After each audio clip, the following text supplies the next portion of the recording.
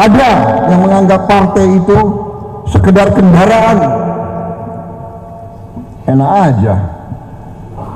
Partai dianggap bus.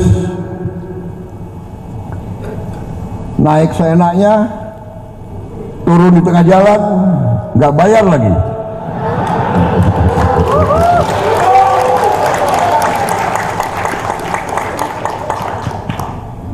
Enak aja, ya kan? Emangnya bus Damri?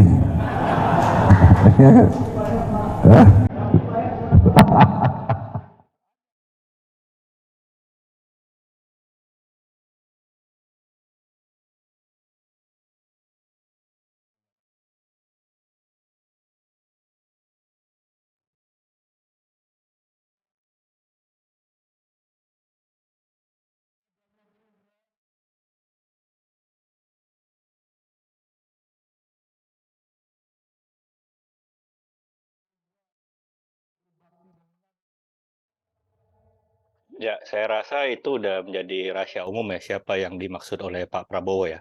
Tentu saja kalau kita lihat baru-baru ini kan Pak Sandiaga Uno memang bersitegang ya dengan beberapa petinggi Gerindra dan terutama Pak Sekjen kemarin mengeluarkan statement yang keras sekali ya terhadap keluarnya Pak Sandi gitu, yang dianggap sebagai kutu loncat dan sebagainya gitu.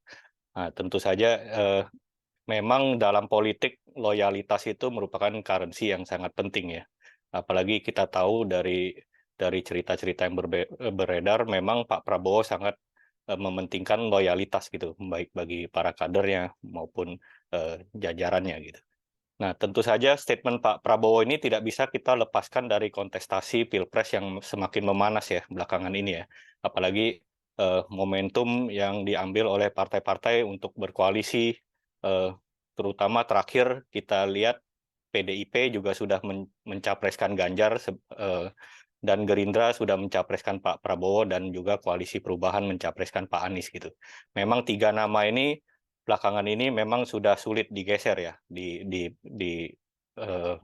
elektabilitas surveinya gitu selama 2 tahun terakhir gitu. Tiga nama teratas ini saling berbalap-balapan dan memang udah sulit untuk nama baru masuk ke situ. Jadi konteksnya sekarang ada di pertarungan cawapres dan nama Pak Sandi memang sempat digadang-gadang dikaitkan dengan kepergiannya dari Gerindra ini diisukan bahwa Pak Sandi akan segera bergabung dengan P3. Apalagi ada momentum bahwa Ganjar sudah dicapreskan sehingga mencari sosok figur cawapres yang ideal untuk mendampingi Pak Ganjar gitu.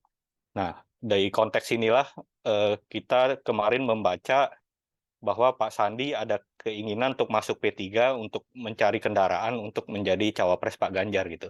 Nah, oleh karena itu kita juga bisa membaca ini masih saling mencari posisi dan juga mencari momentum menaikkan posisi tawar nih antara P3 dan juga Pak Sandi gitu.